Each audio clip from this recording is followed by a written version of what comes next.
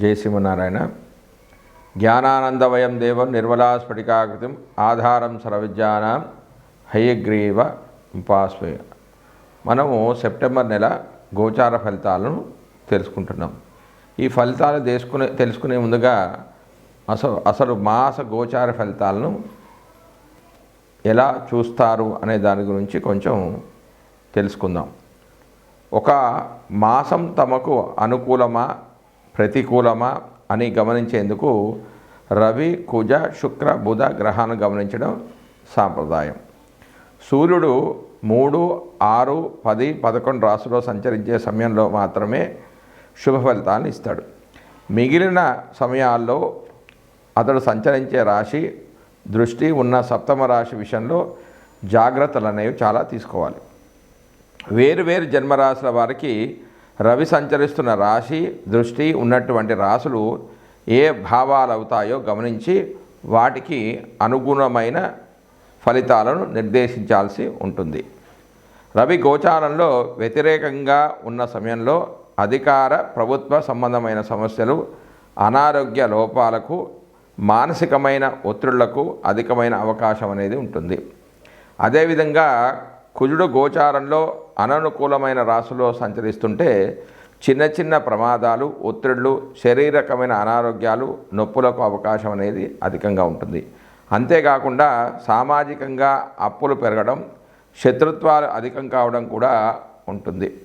తగిన దాన ధర్మాలు అవసరమవుతాయి.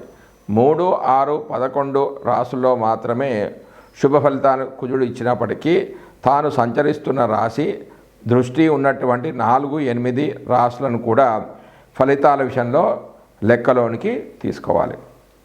బుధుడు గోచారంలో అననుకూల ప్రదేశాల్లో ఉన్నప్పుడు వ్యాపారాదుల్లో లోపాలకు అధికమైన అవకాశం అనేది ఉంటుంది. పెట్టుబడులు అనేవి ఫలించవు. స్ఫురణ శక్తి అనేది లోపిస్తుంది. శారీరక చైతన్యం అనేది తగ్గిపోయే సూచనలు ఉన్నాయి. కొంత బలహీన మనస్తత్వం, ఆలోచన తత్వంలో లోపాలకు అవకాశం అనేది కలుగుతుంది. రోగ నిరోధక శక్తి అనేది లోపించడం వల్ల కలిగే సమస్యలు పెరుగుతాయి.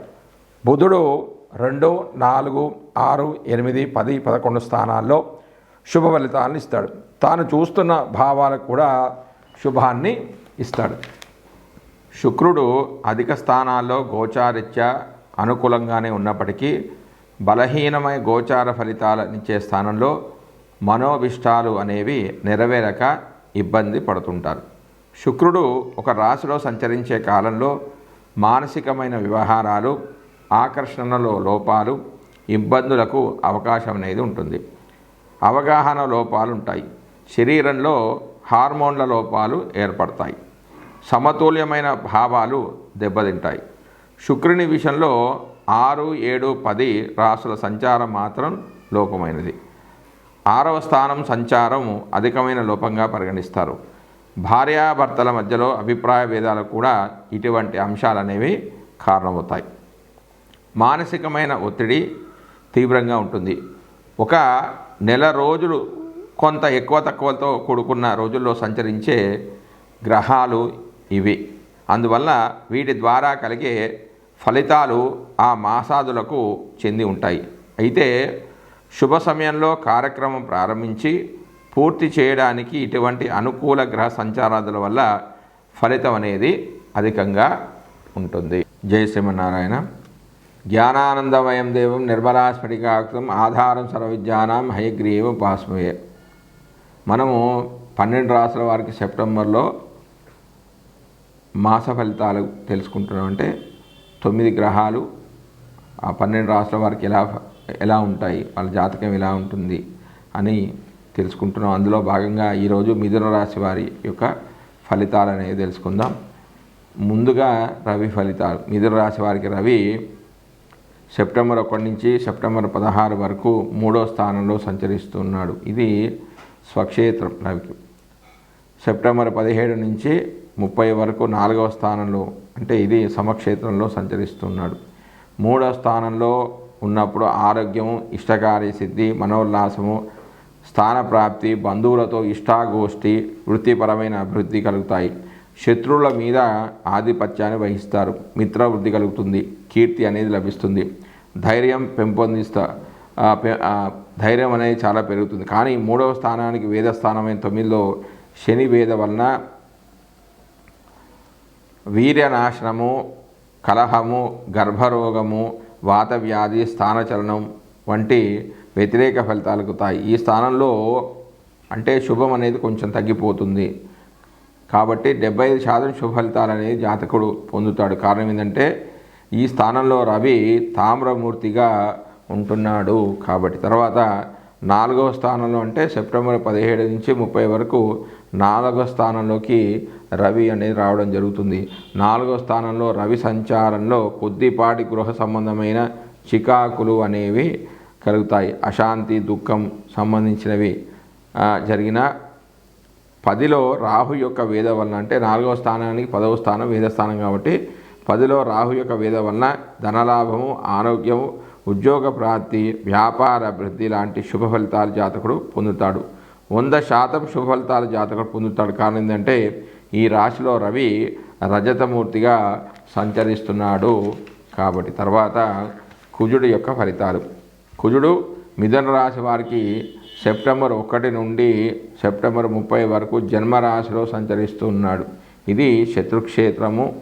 ఈ స్థానంలో కుజుడు పాప ఫలితాలని ఇస్తాడు. అవి ఈ రకంగా ఉన్నాయి: అనారోగ్యము, విరోధాలు, గాయాలు కావడం అంటే దెబ్బలు తగలడం, జ్వరము, భార్యతో విరోధము, కార్యాలలో విఘ్నాలు కలగడం వంటి జరుగుతాయి. ఇందులో కేవలం 50% మాత్రమే అశుభ ఫలితాలు అనేవి గోచరిస్తాయి.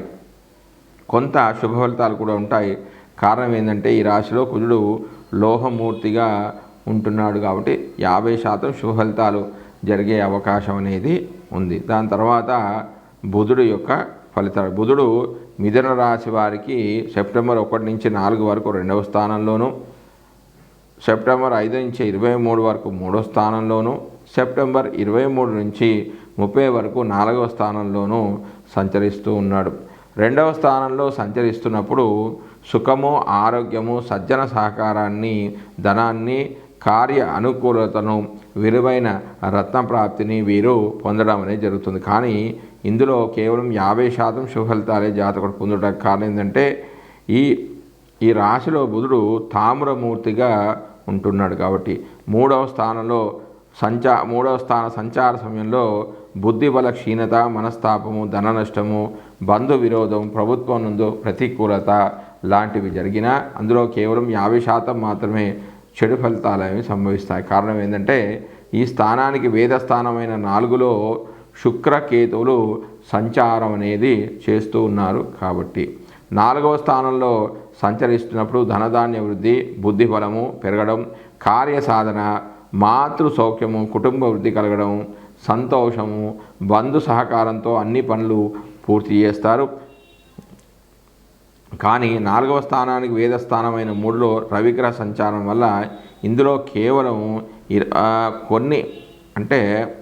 కొన్ని శుభ ఫలితాలే పొందుతారు. మొత్తానికి ఈ రాశి వారికి బుధుడు 25% శుభ ఫలితాలను ఇస్తాడు. కారణం ఏంటంటే ఈ స్థానంలో ఈ రాశిలో బుధుడు లోహమూర్తిగా ఉంటున్నాడు.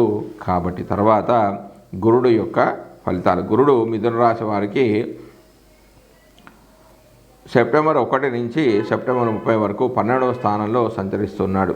ఇది గురుడికి శత్రు క్షేత్రం. 12వ స్థానంలో గురుడి సంచారం వల్ల స్థానచలనము కావడము, హృదయ ప్రయాణాలు చేయడము, దారిద్రత, కొంత దుఃఖము, ధన నష్టము, ఆస్తి నష్టము, అనారోగ్యము కలగవచ్చు. తీర్థయాత్రలకు, శుభకార్యాలకు కూడా డబ్బులు అనేవి వెచ్చిస్తారు. ఇందులో కేవలం 20% మాత్రమే శుభ ఫలితాలు మాత్రమే జాతకుడు పొందే అవకాశం ఉంది.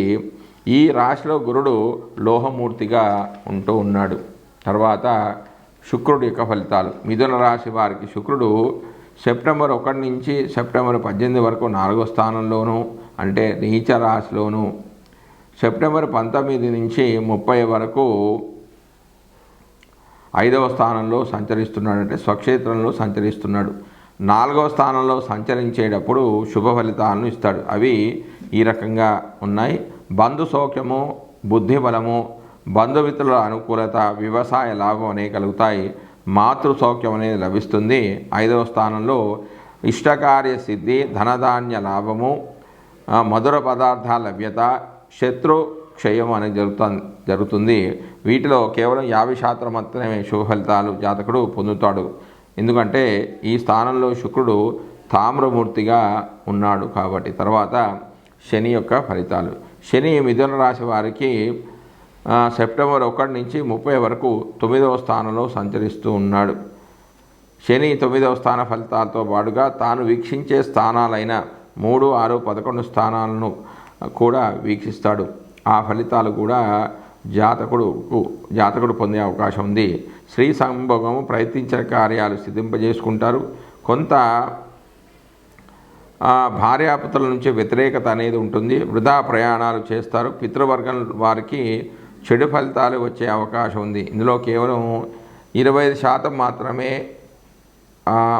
శుభ ఫలితాలు జాతకుడు పొందుతాడు. ఒక 20% చెడు ఫలితాలు అనేవి జాతకుడు పొందే అవకాశం అనేది ఉంది. తర్వాత రాహు యొక్క ఫలితాలు. మిథున రాశి వారికి రాహు సెప్టెంబర్ 1 నుంచి సెప్టెంబర్ 30 వరకు 10వ స్థానంలో సంచరిస్తున్నాడు. 10వ స్థానంలో రాహువు శుభ ఫలితాలను ఇస్తాడు. శరీర సౌఖ్యము, భోజన సౌఖ్యము, సంతోషము, ఉద్యోగ వ్యాపారాల్లో రాణింపు అనేది ఉంటుంది. కొంత అనవసర ప్రయాణాలు కూడా ఉంటాయి. వాత సంబంధమైన వ్యాధులు వచ్చే అవకాశము కూడా ఉంది. రాహు కేవలం 50% మాత్రమే శుభ ఫలితాన్ని ఇస్తాడు. కారణం ఏంటంటే రాహువు ఈ రాశిలో లోహమూర్తిగా ఉంటున్నాడు కాబట్టి. తర్వాత కేతువు యొక్క ఫలితాలు.